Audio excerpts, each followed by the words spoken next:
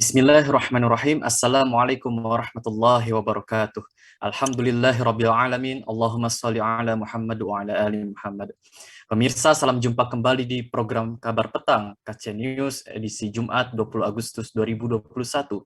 Seperti biasa kami akan menemani Anda membahas dan menelaah peristiwa paling menarik hari ini bersama narasumber yang berkompeten dan tentu dari sudut pandang Islam. Bersama saya Muhammad Fadilullah Hamdussalam, inilah kabar petang selengkapnya.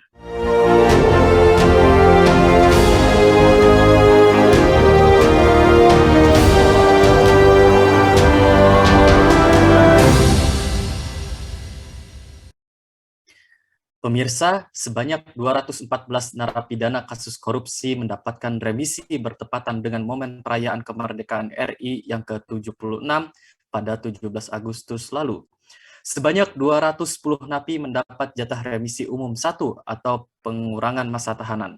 Sementara 4 lagi mendapat remisi umum 2 sehingga dinyatakan bebas. Dari ratusan napi yang mendapat remisi itu terdapat beberapa di antaranya napi dalam perkara korupsi yang menarik perhatian publik, termasuk yang masuk kelas kasus mega korupsi seperti EKTP hingga PLTU Riau I. Remisi buat para pesakitan tersebut termuat dalam dokumen data narapidana tindak pidana korupsi yang mendapatkan remisi umum tahun 2021 dari Pembinaan Narapidana dan Latihan Kerja Produksi Kementerian Hukum dan Hak Asasi Manusia atau Kemenkumham. Pemirsa, bagaimana memaknai kemerdekaan sebenarnya? Mengapa korupsi tumbuh subur di negara demokrasi? Bagaimana ketimpangan hukum di Indonesia? Apakah pemberian remisi terhadap para koruptor perlu ditinjau ulang? Pemirsa, untuk membahasnya kami telah terhubung dengan Gus Uwi, Direktur Siasah Institute. Assalamualaikum warahmatullahi wabarakatuh, Gus Uwi. Waalaikumsalam warahmatullahi wabarakatuh. Ya, bagaimana kabar Anda, Gus Uwi? Alhamdulillah, luar biasa. Sehat? Alhamdulillah. Baik, langsung saja ya, Gus. Sejak tahun 1945, jika dihitung berarti 76 tahun yang lalu, Indonesia sudah merdeka. Namun apakah Indonesia sudah benar-benar merdeka?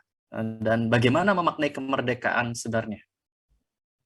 Baik, menjawab pertanyaan ini sebenarnya kalau dalam pikiran saya adalah kita harus mendefinisikan dulu sebenarnya kita ini definisi merdeka itu seperti apa, supaya nanti kita pijakannya jelas gitu ya. Karena kalau kemudian kita tidak punya pijakan yang jelas, definisi terkait dengan merdeka itu apa, maka kemudian kita akan agak susah juga untuk menjawab pertanyaan tadi, apakah kita ini benar-benar merdeka atau sudah merdeka ataukah belum. Nah, ini menjadi pertanyaan menarik gitu kan.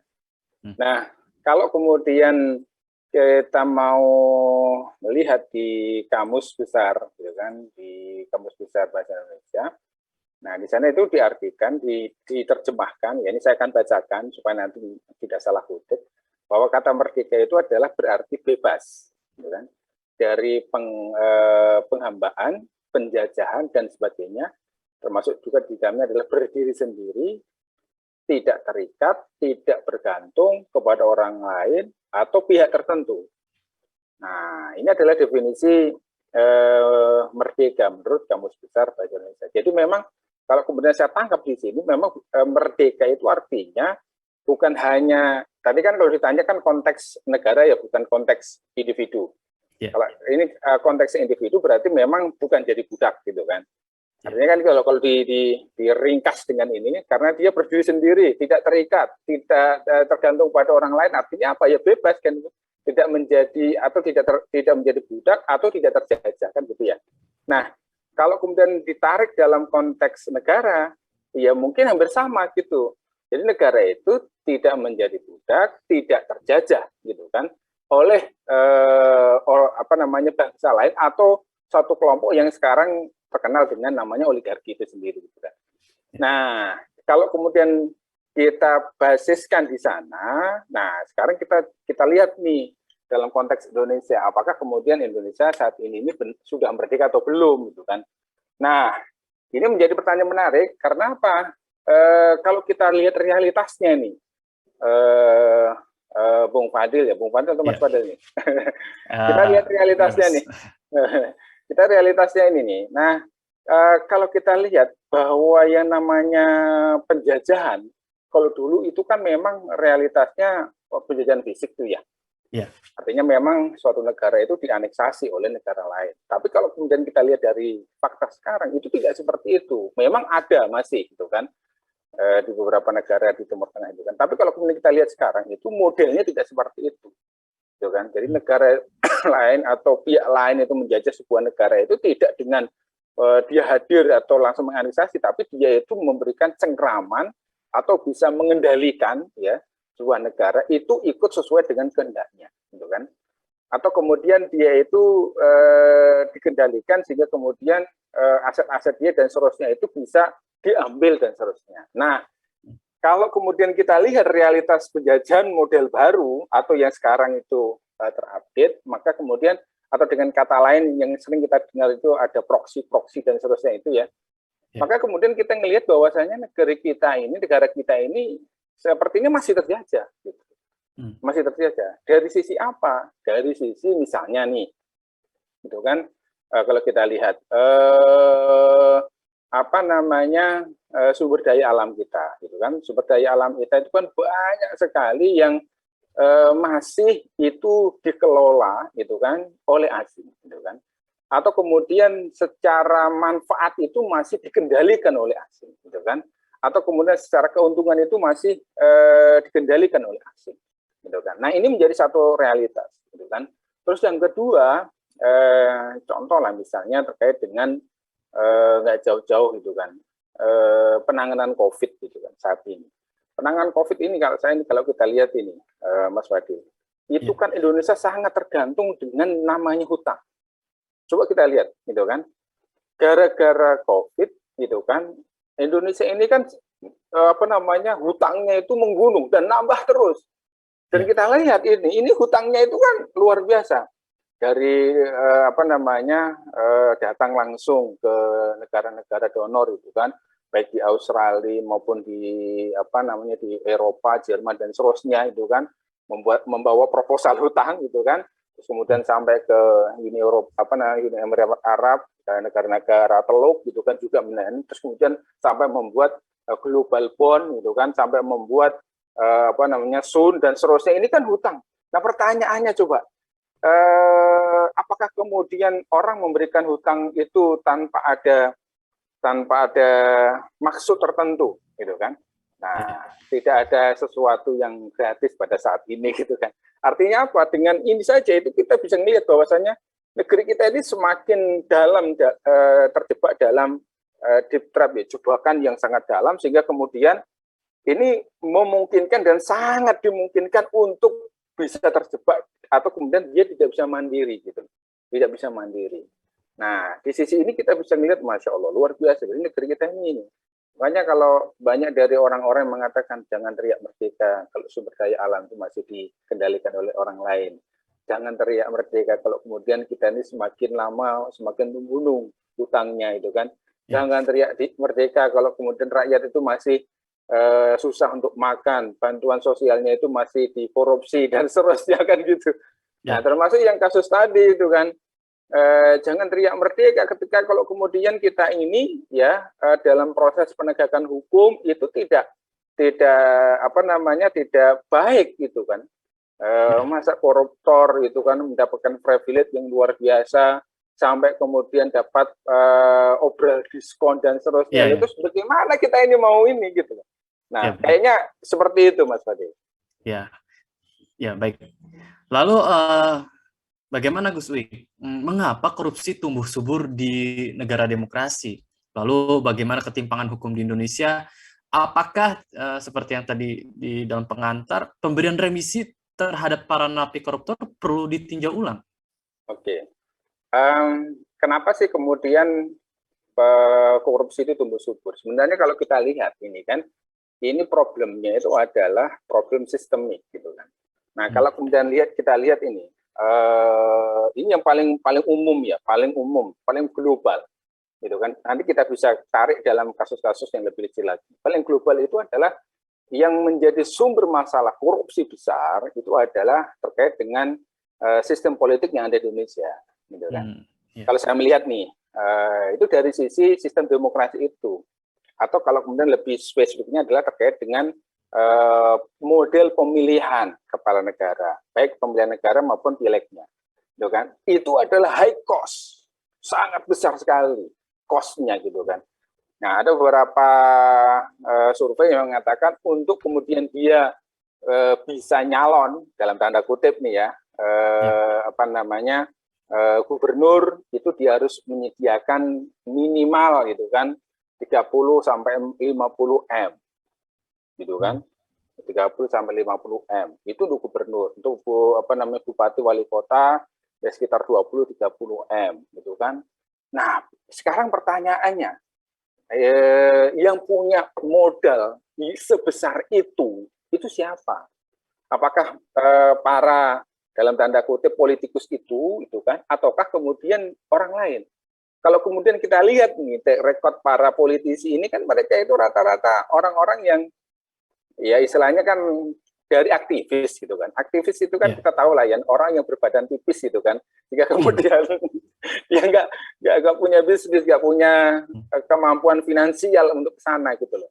Nah, dalam perkembangan sekarang mereka itu kemudian berkolaborasi gitu kan dengan para pemodal gitu kan, para pengusaha gitu kan. Jadi para pengusaha ini kemudian dia jor-joran untuk membantu para politisi tadi. Nah, ini dilalahnya itu para pemodal ini juga kemudian ketika dia membantu para politisi itu, dia itu tidak membantu satu pihak saja, dia akan nanam saham semua gitu. Nanam saham semua, artinya misalnya gini, kalau itu ada 3 calon, berarti pengusaha ini dia akan nanam saham semuanya itu ketiga-tiganya. Gitu kan. Nah, artinya apa? Ini pasti ada sebuah deal. Sebuah deal, karena nggak mungkin kan, saya misalnya begini, saya mau nyalon gitu kan, Mas Fadil pengusahanya. Nah, Mas Fadil memberikan pinjaman ke saya itu udahlah, saya lillahi ta'ala mau nanti saya ikhlas lah pokoknya silakan dipakai gitu kan, nggak usah berpikir ini ada kembalian dan seterusnya. Apakah seperti itu? Kan enggak kan? Pasti ketika pinjaman itu ada deal, ini harus balik, kalau bisa kemudian juga ada keuntungan kan gitu. Nah, di titik ini menjadi problem gitu kan, menjadi problem.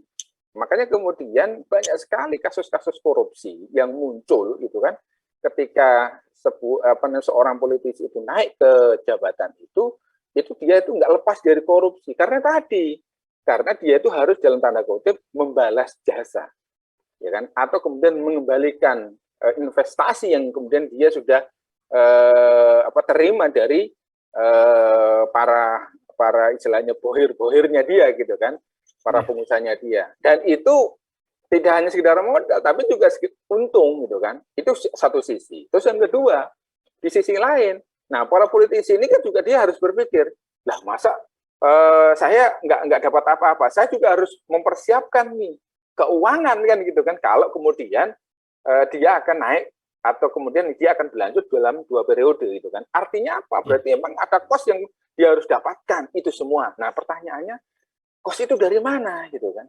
Apakah dari gaji? Nggak mungkin gitu kan, menutup itu semuanya gitu kan. Yang ada itu malah tekor kan gitu kan. Nah berarti dari mana itu kos-kos itu semuanya harus dia tutupi?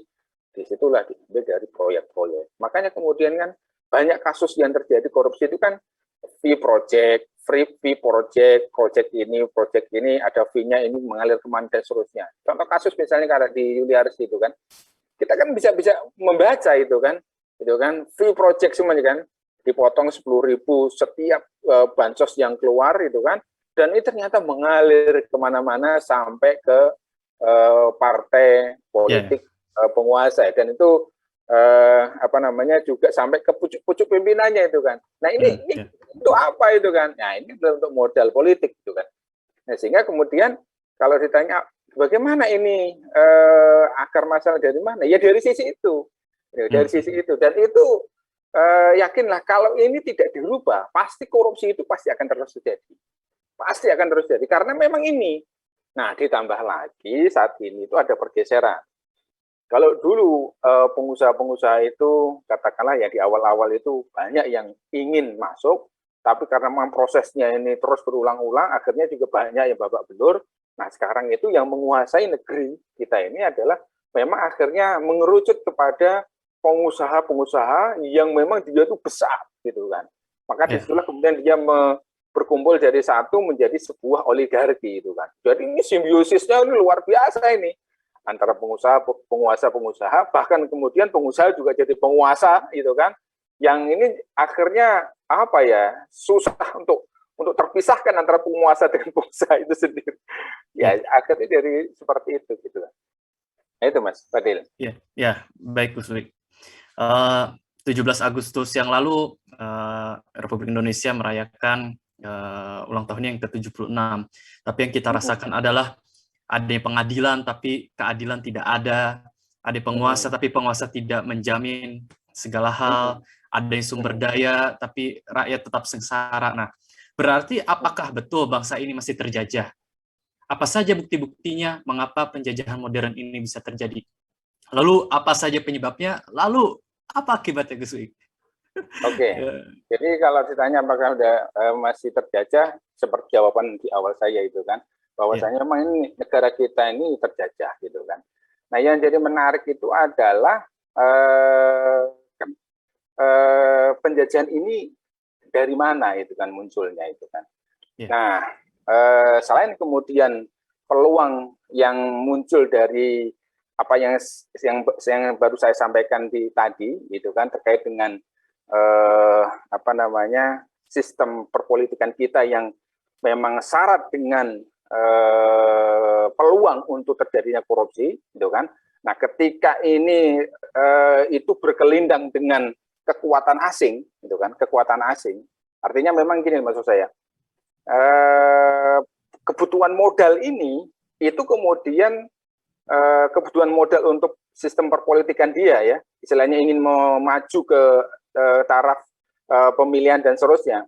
Terus kemudian ini ketemu dengan modal asing, baik itu secara personal maupun secara negara. Nah, ini yang menjadi problem, Mas Fadil itu kan. Artinya apa?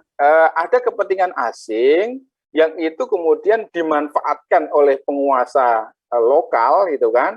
Ya, pemanfaatannya keuangannya gitu loh. Keuangannya yang diambil itu kan. Nah, tapi kekuatan asing ini gitu kan, ini ingin memastikan bahwasannya kepentingan dia di Indonesia itu aman gitu kan. Aman. Nah, ini yang menjadi problemnya akhirnya gitu kan. Nah, dari mana contohnya nih ya? Contohnya misalnya munculnya undang-undang cipta kerja. Nah, ini kan luar biasa nih. Kita ketahui ya, setelah kita bedah, ternyata undang-undang cipta kerja itu bukan cipta kerja, tapi cipta investasi. Artinya memang itu memberikan apa namanya karpet merah gitu kan kepada pengusaha, bukan hanya pengusaha level nasional tapi juga level internasional untuk masuk gitu kan, memberikan investasinya ke Indonesia itu kan, yang kemudian ini setelah kemudian apa namanya kita lihat ini luar biasa, ini terlalu banyak ini privilege-nya gitu kan. Misalnya ya terkait dengan lahan yang di undang-undang yang ada itu 30 tahun, sekarang bisa sampai 90 tahun gitu kan. Terus kemudian apa namanya kemudahan-kemudahan investasi terkait dengan PPN dan macam-macam itu kan, sampai kemudian yang fakta yang terlihat real itu adalah apa yang kemudian terjadi di daerah Puncak gitu kan, MNC Group yang kemudian dia akan membuat ini kawasan KEG itu kan, yang itu dia mendapatkan privilege yang luar biasa itu loh, itu kan, potongan pajak ini macam-macam yang itu tidak didapatkan oleh rakyat kita sendiri. Nah, sehingga kemudian ini kan ada kepentingan asing nih yang kemudian itu masuk. Nah, kita bisa bayangkan kalau ada kepentingan asing masuk, nah ini kan akan sangat susah sekali itu kan, dan menunjukkan bahwa kita ini sangat tergantung gitu loh. Nah, tergantung kepada kekuatan-kekuatan baik itu di oligarki nasional maupun di kepentingan asing itu. Nah, itu satu contoh saja, itu yang menunjukkan bahwasanya kita ini. Nah, contoh lah misalnya ya kan, implementasi ini undang-undang cipta kerja belum apa namanya ini saja gitu kan. Kita kemarin kan pernah mendengar itu kan ada perusahaan multinasional, multi internasional yang kemudian dia akhirnya bisa tidak membuat smelter dan seterusnya kan gitu. Itu Ya. gara-gara itu semua gitu kan. Nah, jadi kita ini kan, masya Allah, luar biasa. Nah, dampaknya itu kan, dampaknya bagi rakyat kita, bagi Indonesia dan khususnya rakyat Indonesia itu kan akhirnya ya seperti tadi, kekayaan alam, sumber daya alam itu banyak dikuasai oleh asing atau dikuasai oleh swasta nasional maupun swasta internasional. Itu mereka semua yang menikmati, kita ini ya istilahnya mendapatkan cipratan-cipratan sedikitnya saja gitu loh. Nah, bisa dibayangkan adanya COVID ini kita kan menjadi clear betapa banyak rakyat kita, yaitu kan masyarakat di Indonesia ini yang dia itu apa namanya ya dari sisi ekonomi itu sangat berat sekali gitu loh, ya kan? Apalagi ditambah ada PHK, ada ini, dan itu semua tidak ada bantuan secara real, dan kalaupun ada bantuan itu juga nggak merata, padahal ini yang kena banyak kan gitu kan. Nah, ini kan satu realitas yang kemudian ini kan muncul ketika ada COVID ini kan. Loh, ternyata ini luar biasa gitu kan. Tapi para yang sumber daya, yang megang sumber daya ini mereka masih nyaman, masih nyantai gitu kan, karena mereka mendapatkan keuntungan yang luar biasa di situ gitu kan. Ya, baik Gus Wik, terakhir dari penjabaran fakta yang tadi Anda sampaikan, bagaimana solusinya agar negeri ini benar-benar merdeka dari segala bentuk penjajahan? Oke, sebenarnya ini menarik gitu ya. Kalau kemudian kita lihat bagaimana Islam mendefinisikan sebagai sebuah kemerdekaan, ternyata Islam itu punya misi kemerdekaan, Mas Adi. Nah, sebagaimana kemudian dijelaskan di dalam surat yang Rasulullah SAW kirimkan kepada penduduk Najran. Nah, jadi Nabi Muhammad SAW itu di dalam kitab Al-Bidayah wa Nihayah itu beliau menuliskan amma ba'd fa inni ad'ukum ila ibadatillah min ibadatil ibad wa ad'ukum ila wilayatillah min wilayatil ibad. Jadi aku menyeru, Nabi itu kan kepada kalian untuk menghambakan diri kepada Allah dan meninggalkan penghambaan kepada sesama hamba manusia. Aku pun menyeru kalian agar berada ya dalam kekuasaan Allah dan membebaskan diri dari penguasaan oleh sesama hamba manusia. Nah, ternyata ini kan jelas ya bahwasanya Islam itu punya misi kemerdekaan. Artinya apa? Kalau kemudian kita ingin ya negeri kita yang katanya gemah ripah loh jinawi itu kan, subur makmur dan seterusnya, bambu runcing dilempar itu bisa tumbuh gitu kan, ibaratnya itu. Nah, berarti kita harus kembalikan lagi itu kan kepada apa yang kemudian dituntunkan oleh Nabi Muhammad SAW, yaitu kita tinggalkan penghambaan ya kepada sesama manusia, kembali kepada penghambaan kepada Allah. Nah, ini yang satu luar biasa, Mas. Satu yang kemudian saya belum sempat jelaskan tadi ya, bahwa penjajahan yang paling dahsyat saat ini yang terjadi, ya pada saat ini itu adalah penjajahan dalam konteks diberlakukannya aturan-aturan yang bukan dari Allah. Itu penjajahan yang sangat dahsyat. Karena apa? Saat ini itu kan memang digaungkan bahwasanya kita itu harus terikat dengan aturan, gitu kan? Kita ini harus sesuai dengan perundang-undangan dan seterusnya. Nah, pertanyaannya menarik itu adalah perundang-undangan yang mana? Kan? Nah, perundang-undangan yang mana? Nah, kalau kemudian ini, karena apa? Dengan perundang-undangan ini, itu ternyata menjadi wasilah, menjadi jalan, ya kekuatan asing untuk kemudian masuk ke negeri kita. Nah, kenapa kekuatan asing itu dengan mudah masuk ke negeri kita, mencengkeram dan seterusnya? Karena memang negeri kita ini menganut kapitalis sekuler, gitu kan? Ketika kapitalis sekuler, maka kemudian negara-negara yang kapital besar itu, yang sebelah itu, baik Amerika maupun Cina itu sendiri dan seterusnya, itu bisa dengan mudah kita terima, gitu kan? Karena satu frekuensi gitu loh, itu kan? Baik itu dengan pinjamannya, dengan proyek-proyeknya, gitu kan? Terus kepentingan ekonomi dan seterusnya. Nah, itu menjadi menarik itu, Mas. Jadi itu penjajahan yang sangat luar biasa saat ini. Itu adalah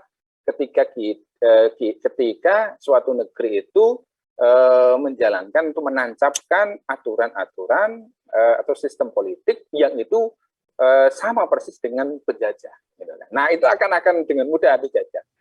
Nah, oleh karena itulah supaya kemudian kita tidak dengan mudah dijajah, maka itu kita tidak lakukan gitu loh. Gitu kan. Kita tinggalkan aturan-aturan yang tidak sesuai dengan aturan Allah dan kita kembali kepada aturan yang itu sesuai dengan aturan Allah. Gitu kan. Nah, kenapa kok bisa begitu? Ya, kita kembali kepada apa yang dijelaskan oleh Kanjeng Nabi Muhammad SAW di dalam Al-Bidayah wa Nihayah tadi itu kan, bahwa kalau kita kepingin merdeka itu adalah ya membebaskan diri dari penguasaan ya oleh sesama hamba manusia gitu kan kepada kekuasaan Allah Subhanahu wa taala. Artinya apa? Jadi kita itu harus menghilangkan sistem-sistem yang itu berasal dari orang maupun negara gitu kan, baik itu kapitalis, kita kembali kepada aturan-aturan yang Allah sudah ciptakan, yaitu aturan Islam sendiri. Nah itu Mas. Nah kalau kemudian kita ini negara kita diatur dengan Islam, gitu kan, pengelolaan sumber daya alamnya itu dengan Islam, politiknya dengan Islam, semuanya dengan Islam, insya Allah itu kan, ya sebagaimana janji Allah, maka la fatahna akan dibukakan pintu keberkahan dari mana-mana, gitu kan, darat, laut, udara dan seterusnya akan dibuka, dan ini insya Allah akan menimbulkan keberkahan dan ya insya Allah kesejahteraan buat kita semuanya. Amin. Amin, amin ya robbal alamin. Baik, terima kasih Gus Uik, Direktur Siasah Institut telah bergabung pada program Kabar Petang kali ini. Assalamualaikum warahmatullahi wabarakatuh, Gus Uik. Waalaikumsalam warahmatullahi wabarakatuh. Pemirsa Kabar Petang, semoga Anda mendapatkan banyak manfaat dari acara kami. Sampai bertemu lagi di jam dan channel yang sama setiap hari. Jangan lupa untuk like, subscribe, dan klik lonceng untuk mendapatkan notifikasi dari KC News. Akhirnya saya Muhammad Fadilah Abdul Salam bersama kru yang bertugas undur diri. Tetap sehat, tetap semangat, dan tetap taat. Wassalamualaikum warahmatullahi wabarakatuh.